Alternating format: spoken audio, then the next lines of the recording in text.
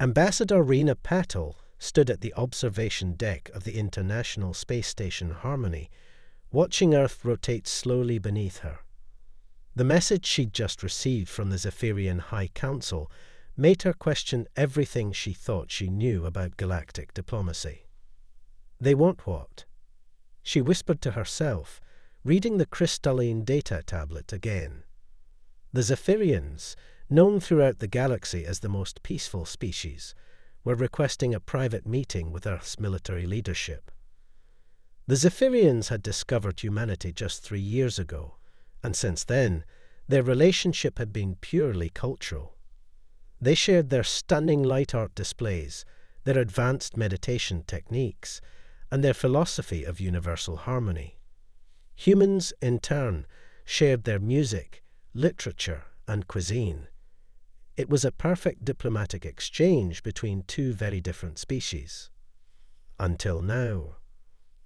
Ambassador, her AI assistant's voice interrupted her thoughts.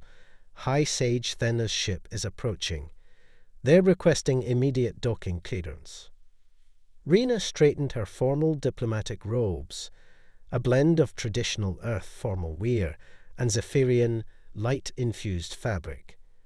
Grant them clearance, area, and please notify Admiral Kenzo that we'll need him present. The Zephyrian ship was beautiful, as always. It looked more like a living aurora borealis than a spacecraft, its hull seeming to shift and flow with waves of iridescent light. As it docked with the station, Rena could feel her heart pounding. Something was wrong, very wrong, for the Zephyrians to break their 5,000-year tradition of absolute neutrality. High Sage Thena emerged from their ship alone, their translucent form pulsing with subtle shades of blue and silver. Unlike most of their species, Thena had spent enough time among humans to adopt some of their mannerisms, including a slight bow in greeting. Ambassador Patel. Thena's voice was melodic, as always, but Rena detected an undercurrent of tension. I apologize for the urgency of this meeting. No apology necessary, High Sage, Rena replied, gesturing toward the conference room where Admiral Kenzo waited. Though I must admit your message was unexpected. The conference room's windows had been darkened, creating the perfect environment for Thena's bioluminescent communication patterns. Admiral Kenzo, a veteran of the Mars Colonies War, stood as they entered. His cybernetic eye whirred slightly as it adjusted to Thena's light emissions. The situation is grave. Thena began without preamble, their light patterns shifting to deep purple, a color Rena had never seen them use before. The Drachnid Empire is moving. Admiral Kenzo's posture stiffened. Everyone knew about the Drachnids, a species that had turned conquest into an art form. They controlled nearly a quarter of the known galaxy, but had thus far ignored both Earth and the Zephyrian systems, considering them too primitive or peaceful to be worth the effort. They've developed a new form of quantum weaponry.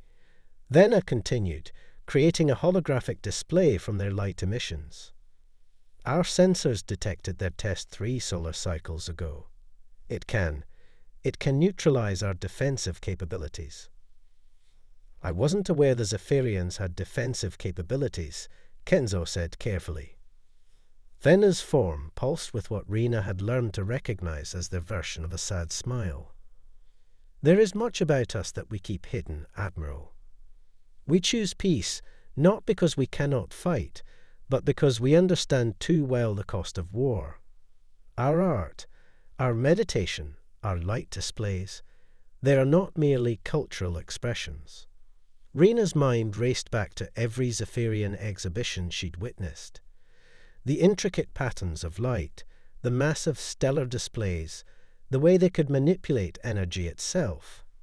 They're weapons, she breathed. Tools. Thena corrected. Like all tools, they can create or destroy. We chose creation. But the Drachnids, their form flickered with distress. They have discovered a way to disrupt our energy manipulation. They plan to strike within the next 6 months, and for the first time in 5,000 years, we cannot defend ourselves alone. "And you're coming to us?" Kenzo asked, his cybernetic eye focusing intently on Thena. "Humanity is centuries behind both your civilizations technologically, but millennia ahead in something far more important," Thena replied. "Adaptability. Creativity in combat. The ability to see solutions where others see only obstacles. We've watched your species, studied your history. You wage war with a creativity that both terrifies and awes us. You turn fishing boats into warships, civilian aircraft into bombers. You develop tactics that shouldn't work, yet do. And most importantly, their light patterns shifted to a warm gold. You understand that true strength lies in protecting others." Rena exchanged looks with Kenzo. This was unprecedented. The implications were staggering. Humanity, barely a spacefaring civilization, being asked to help protect one of the galaxy's most ancient species. "The Drachnids will not stop with us," Thena added quietly. "Once they have our systems, they will come for Earth. We are offering an alliance, but more than that, we are offering to share our true knowledge. Not just our art and philosophy, but the power behind them. In return, we ask for your help in developing strategies that the Drachnids cannot predict or counter." Admiral Kenzo leaned forward, his military mind already working on possibilities. "A combination of your energy manipulation and our unconventional warfare tactics could create a defense that even the Drachnids couldn't overcome," Rena finished, beginning to understand the potential. Thena's form brightened with hope. "We have 6 months to prepare, to teach each other, to show the galaxy that peace and power are not opposing forces, but complementary ones." Rena stood, our decision made. "High Sage Thena, I believe it's time to call an emergency session of the United Earth Council. And perhaps," she smiled, "we could discuss this further over some tea. I've found that humans often have their best strategic insights over a good cup of Earl Grey." Thena's form rippled with what Rena now recognized as laughter. "Another reason we chose humanity, Ambassador. Only your species would plan the defense of 2 civilizations over a beverage." As Rena began composing her message to the Council, she couldn't help but smile. The galaxy was about to learn a very important lesson about underestimating both the power of peace and the strength of humanity. And she had a feeling the Drachnids weren't going to enjoy the teaching method. 3 months after the historic alliance, the Harmony Station had transformed into something unprecedented in human history. The once sterile corridors now pulsed with Zephyrian light patterns, while human military personnel worked alongside ethereal beings in what had become the most unusual boot camp in the galaxy. Commander Raj Sharma watched in amazement as Lieutenant Diana Torres demonstrated hand-to-hand combat techniques to a group of Zephyrians. Their translucent forms shifted with various colors as they attempted to mimic human movements, a sight that still struck him as beautifully bizarre. "The key isn't in the strength," Diana explained, her dark hair pulled back tightly as she moved through the sequence again. "It's about using your opponent's force against them, like this." She demonstrated a simple redirect, her practice partner tumbling to the mat. The Zephyrians' lights flickered in what Reg had learned was their equivalent of excited chatter. One of them, Valen, stepped forward, their form glowing with determination. As Diana launched her attack, Valen's body suddenly shifted, becoming almost liquid-like, and Diana's momentum carried her straight through them. "Impressive adaptation," Diana laughed, picking herself up. "Though I'm not sure that technique will work against the Drachnids." "Perhaps not directly," Valen's melodic voice replied. but understanding the principle of redirecting energy that we can use. Raj smiled, making notes on his tablet. This was exactly the kind of creative synthesis they needed. The Zephyrians were proving to be remarkably adaptable students, taking human combat principles and reimagining them through their unique capabilities. His comm unit chimed. Commander, High Sage Thenna, and Admiral Kenzo request your presence in the Energy Lab. The Energy Lab had originally been Cargo Bay 3. Now it was filled with a mixture of human technology and Zephyrian light manipulation devices. As Rage entered, he found Thenna demonstrating something to the Admiral, their form creating complex patterns of light that seemed to bend reality itself. Ah, Commander Sharma, Kenzo nodded. You need to see this. He gestured to a target drone at the far end of the bay. High Sage, please show him. Thenna's form began to pulse with intense blue light. The patterns they created seemed to fold in on themselves, creating what looked like a tear in space.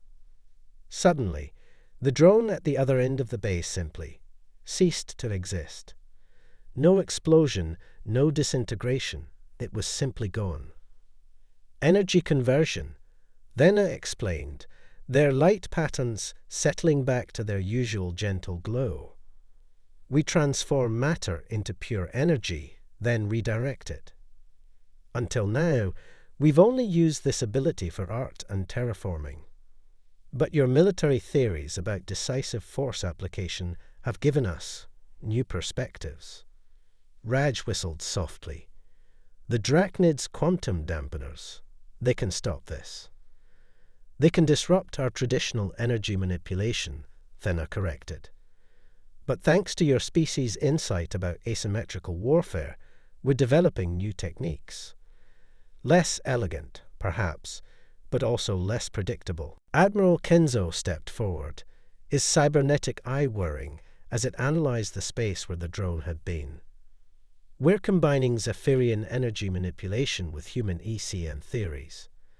The Drachnids are expecting sophisticated energy weapons. They're not expecting us to use that energy to create localized chaos in their ship's quantum fields. Like throwing sand in their eyes, Raj mused, understanding dawning.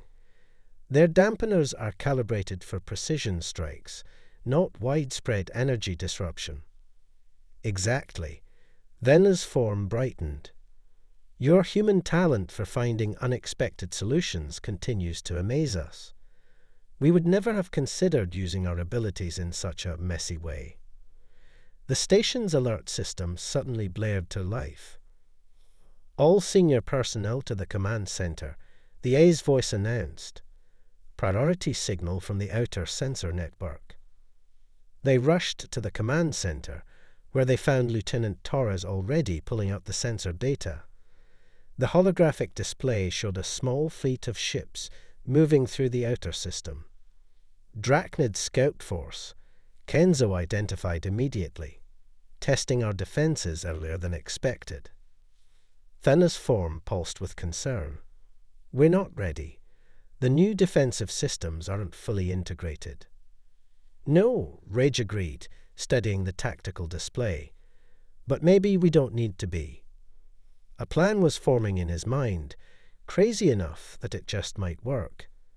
They're expecting to find either human military technology they can easily overcome, or Zephyrian energy weapons they can neutralize. What if we show them neither? What do you propose? Thenna asked. Raj grinned. Lieutenant Torres, remember that trick you learned this morning? I think it's time for a larger-scale demonstration. High Sage, how quickly can your people set up one of their art installations? Understanding dawned in Diana's eyes. You want to redirect their entire attack force. Better. Rage's grin widened. I want to make them think there's nothing here worth attacking. High Sage, your people are masters of illusion in your art, yes. Can you create the impression of a completely unprepared primitive system? Thena's form rippled with what Reg now recognized as their version of laughter. "Commander Sharma, we can make this entire sector look like it's still in its stone age. But, I see. When they move in close to investigate, they get the surprise of their lives," Kenzo finished, his usually stern face breaking into a smile. "Commander, Lieutenant, begin the preparations. Let's show these scouts why underestimating either of our species is a very bad idea." As the command center burst into activity, Raj couldn't help but feel a surge of pride. Humans and Zephyrians, warriors and artists, working together to create something entirely new. The Drachnids thought they were dealing with two vulnerable species. Instead, they were about to encounter a combination they couldn't possibly have prepared for. "This is going to be interesting," Diana said, checking her combat suit's systems.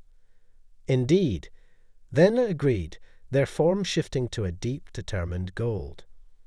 "For the first time in our history, we will create art not just to inspire awe, but to teach a lesson. The galaxy is about to learn that true strength comes in many forms, and some of the most powerful don't look like strength at all." The Drachnid scout fleet's arrival was heralded not by weapons fire or demands for surrender, but by silence. Complete, artificial silence, as every communication system in the human Zephyrian defense zone went dark, exactly as planned. From the command center of the Harmony Station, Commander Raj watched the enemy ships approach through a curtain of Zephyrian illusion. To the Drachnid sensors, this entire sector would appear primitive and defenseless, with only basic satellite technology and early-stage space exploration capabilities.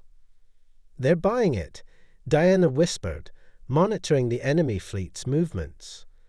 Their formation was loose, casual, the approach of predators who saw no threat before them. "Of course they are." Thena's gentle voice carried a hint of pride. "They see what they expect to see. The greatest illusion is the one people create in their own minds." The Drachnid fleet consisted of 5 ships, 3 destroyers, a heavy cruiser, and what appeared to be a specialized scanning vessel. They moved deeper into the system, their sensors probing what they perceived as primitive defenses. Curious, the translated Drachnid communications crackled through their monitors. The intelligence suggested greater advancement. Perhaps the energy signatures were misinterpreted. Reg exchanged glances with Admiral Kenzo.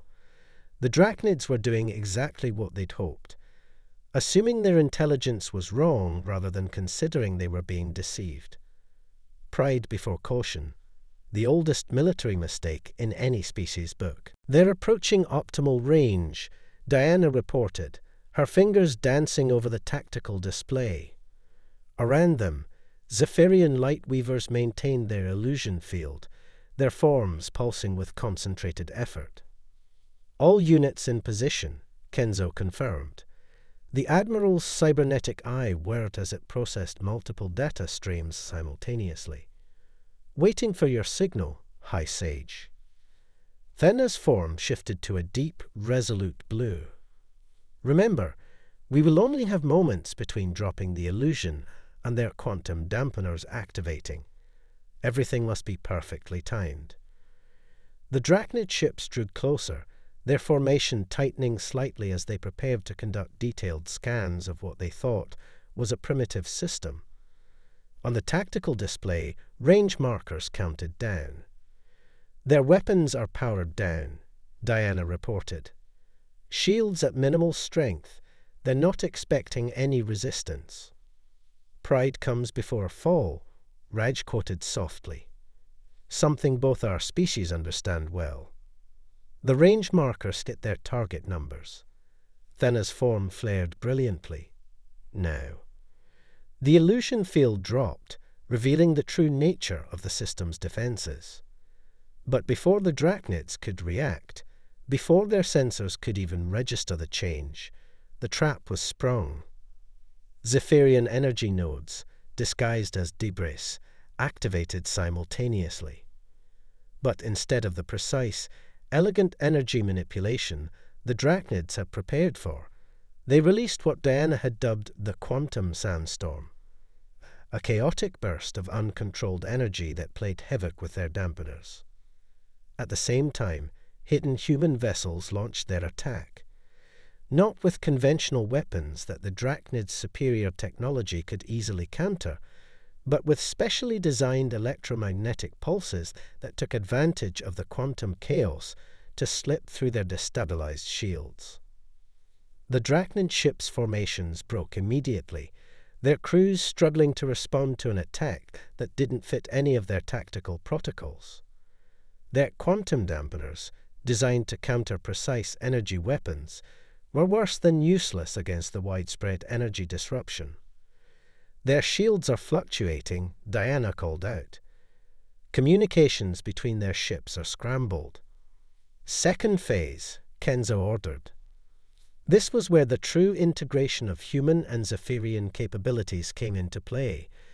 As the Drachnid ships struggled to regroup, Zephyrian light weavers created multiple phantom targets, while human ships executed a series of seemingly random maneuvers that were actually a carefully choreographed dance of confusion. On the command deck of the Drachnid lead ship, alarms blared as systems failed in patterns their computers couldn't predict. Their sensors showed impossible readings, ships that couldn't exist, energy signatures that defied their understanding of physics, and tactical movements that seemed to have no logical pattern. "We're receiving a transmission from their command ship," Diana announced, a hint of satisfaction in her voice. "Put it through," Rage ordered.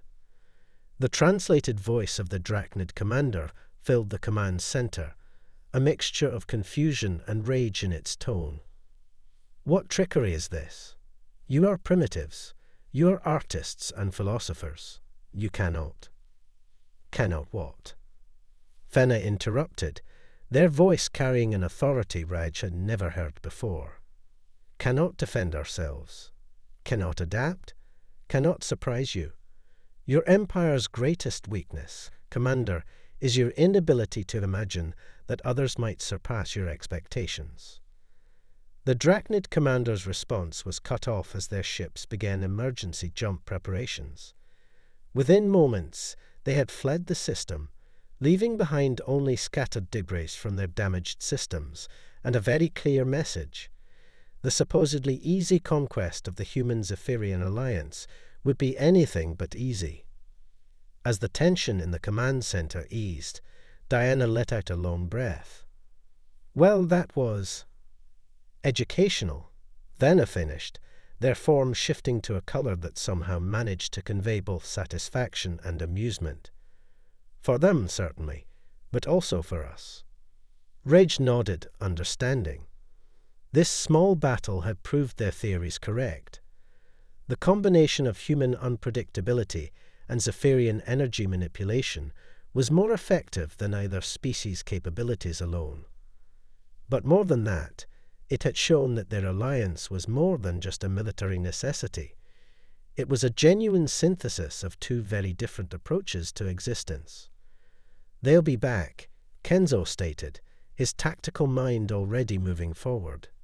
"And in greater numbers." "Yes," Venna agreed, their light patterns shifting to a more serious configuration. "But when they return, they will find us even better prepared. Every moment they spend analyzing this encounter is a moment we use to further integrate our capabilities." Looking at the tactical display, showing the retreat vectors of the Drachnid ships, Rage felt a strange mixture of pride and anticipation. The scout fleet would report back to their superiors, but what could they really say?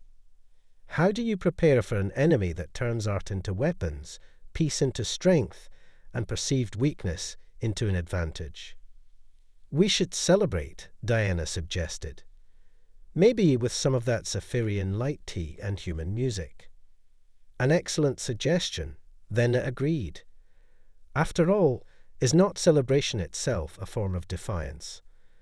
a way of saying that even in war, we choose joy. As the command center staff began to relax, Raj couldn't help but smile.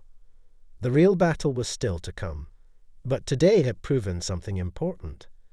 Sometimes the best defense isn't the strongest shield or the most powerful weapon, but the ability to surprise, to adapt, and to find strength in unlikely combinations.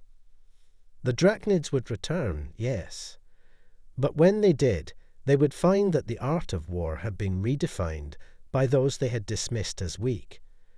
And that lesson would be written in light and steel, in human determination and Zephyrian wisdom, in a language of battle that had never been spoken before in the galaxy's long history. The Drachnid main fleet arrived exactly as predicted, with overwhelming force. 300 warships dropped out of hyperspace, their quantum dampeners already active, their weapons primed. What they didn't expect was the welcome they received. Instead of panic or futile resistance, their arrival was met with a hauntingly beautiful symphony broadcasting on all frequencies. Human classical music, overlaid with Zephyrian harmonic light patterns. Bach's toccata and fugue in D minor, to be precise. Rather dramatic, don't you think? Rage asked, standing on the bridge of the newly commissioned hybrid vessel Harmony's Dawn. The ship, like the 50 others in their fleet, represented the perfect fusion of human and Zephyrian technology. Your Shakespeare said it best. Then I replied, their form integrated with the ship's command systems. All the world's a stage, or in this case, all the galaxy. The Drachnid fleet moved into attack formation, no doubt expecting their quantum dampeners to neutralize any Zephyrian energy weapons. They didn't realize that every note of the symphony, every pulse of light, was part of the trap. The battle that followed would be studied in military academies across the galaxy for centuries to come. Human ships performed maneuvers that should have been impossible, their movements guided by Zephyrian energy fields that the dampeners couldn't detect. Each ship's crew worked in perfect harmony, humans providing the unpredictable tactical decisions, Zephyrians augmenting them with their energy manipulation. The Drachnids found themselves fighting an enemy that seemed to break every rule of physics and warfare. Ships appeared to be in multiple places at once. Energy weapons fired from impossible angles. Every time they adapted to one tactic, the Alliance forces would switch to something completely different. In the end, it wasn't even close. The Drachnid fleet retreated in disarray, leaving behind a third of their ships either destroyed or captured. But more importantly, they left with the understanding that their way of war, their entire philosophy of strength through dominance, had been fundamentally challenged. 1 month later, Ambassador Rena Patel stood before the Galactic Council, Fenna at her side, presenting the terms of the Drachnid Empire's unconditional surrender. The galaxy stands at a crossroads, she concluded her speech. Today, we've proven that true strength lies not in the ability to destroy, but in the wisdom to combine seemingly opposing forces. The human capacity for warfare with the Zephyrian mastery of peace. Art with combat. Chaos with harmony. The council chambers erupted in discussion as species that had long stayed neutral began to see new possibilities. The alliance that had started with a desperate plea for help had evolved into something more, a new way of thinking about strength, peace, and the relationship between them. Was this your plan all along? Rage asked Fenna later, as they watched ships from a dozen different species dock at Harmony Station, their crews eager to learn from the alliance that had defeated the undefeatable. Fenna's form shifted to that now familiar shade of amused wisdom. Let's just say we chose our friends very carefully. Your species reminded us of something we had forgotten. That peace is not the absence of strength, but its fullest expression. As the galaxy entered a new era of cooperation and understanding, the lesson became clear. Sometimes the most powerful force in the universe isn't the strongest weapon or the most advanced technology, but the ability to see strength in apparent weakness, harmony in apparent contradiction, and friendship in apparent differences. The Zephyrians continued to create their beautiful art, now with a deeper appreciation for human adaptability. Humans continued to advance their technology, now with a greater understanding of the power of peace. And somewhere in the vast expanse of space, other species began to learn that the most important battles are not won with weapons, but with wisdom. And that, perhaps, was the greatest victory of all. End.